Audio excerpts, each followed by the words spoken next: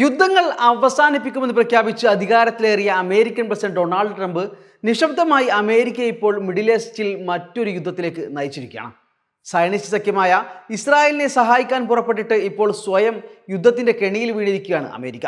അതാകട്ടെ ഒട്ടും ഏകപക്ഷീയമായ ആക്രമണമല്ല എന്നതിനാൽ സാമ്പത്തിക ബുദ്ധിമുട്ടിലിരിക്കുന്ന അമേരിക്കയ്ക്ക് കൂടുതൽ പ്രഹരമാവുകയാണ്.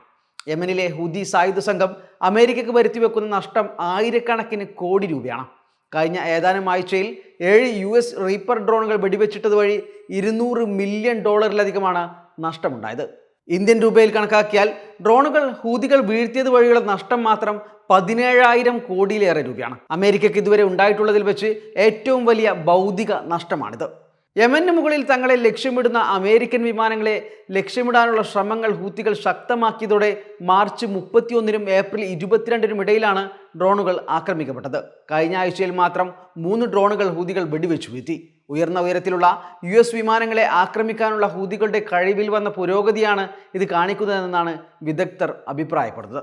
ഡ്രോണുകൾ ഹൂതികൾക്ക് നേരെ നിരീക്ഷണം അല്ലെങ്കിൽ ആക്രമണ ദൗത്യങ്ങൾ നടത്തുന്നതിനിടെയാണ് ആക്രമിക്കപ്പെട്ട് വെള്ളത്തിലോ കരയിലോ വീഴുന്നത്. മാർച്ച് 31-നും ഏപ്രിൽ 3, 9, 13, 18, 19, 22 തീയതികളിലും ആക്രമണങ്ങൾ നടന്നതായി അസോസിയേറ്റഡ് പ്രസ് വാർത്താ ഏജൻസി റിപ്പോർട്ട് ചെയ്തു. മാർച്ച് 15 മുതൽ ഹൂത്തികൾക്കെതിരെ ദിവസേന ആക്രമണം നടത്താൻ US പ്രസിഡന്റ് ഡൊണാൾഡ് ട്രംപ് ഉത്തരവിട്ടതിനു ശേഷം യമനിലെ ഹൂത്തി നിയന്ത്രണത്തിലുള്ള ഭാഗങ്ങളിൽ ഡസൻ കണക്കിന് സാധാരണക്കാർ കൊല്ലപ്പെട്ടതായി റിപ്പോർട്ട് ചെയ്യപ്പെട്ടിട്ടുണ്ട്. US സൈന്യം 800-ലധികം ലക്ഷ്യങ്ങൾ ആക്രമിച്ചതായും കമാൻഡ് സെന്ററുകൾ, ആയുധ ഡിപ്പോകൾ, വ്യോമ പ്രതിരോധ കേന്ദ്രങ്ങൾ എന്നിവ നശിപ്പിച്ചതായും 100 കണക്കിന് ഹൂതി പോരാളികളെയും നേതാക്കളെയും കൊലപ്പെടുത്തിയതായും സെൻട്രൽ കമാൻഡ് വക്താവ് ഡേവ് ഈസ്റ്റ്ബേൺ വ്യാഴാഴ്ച പറഞ്ഞിരുന്നു. എന്നാൽ ഈ അവകാശവാദം ഇതുവരെയും സ്ഥിരീകരിക്കപ്പെട്ടിട്ടില്ല. ഡ്രോണുകളുടെ നഷ്ടം അന്വേഷിച്ചു വരികയാണെന്നും കാണാതായത് ശത്രുക്കളിൽ നിന്നുള്ള വെടിവെപ്പിന്റെ ഫലമായിരിക്കാമെന്നും പേര് വെളിപ്പെടുത്തരുതെന്ന നിബന്ധനയോടെ മറ്റൊരു US ഉദ്യോഗസ്ഥൻ പറഞ്ഞതായി അസോസിയേറ്റഡ് പ്രസ് റിപ്പോർട്ട് ചെയ്യുന്നു. ഗസക്കെതിരായ ഇസ്രായേലിന്റെ യുദ്ധത്തിൽ പ്രതിഷേധിച്ച് ബാബൽ മന്ദബ് കടലിടുക്കിലൂടെ കടന്നുപോകുന്ന ഇസ്രായേലി US ബ്രിട്ടീഷ് കപ്പലുകളെയും ഹൂതികൾ ലക്ഷ്യമിടുന്നുണ്ട്. ഇതിന് പിന്നാലെയാണ് ഇപ്പോൾ ഡ്രോണുകൾക്ക് നേരെ പതിവായി ആക്രമണം നടക്കുന്നത്.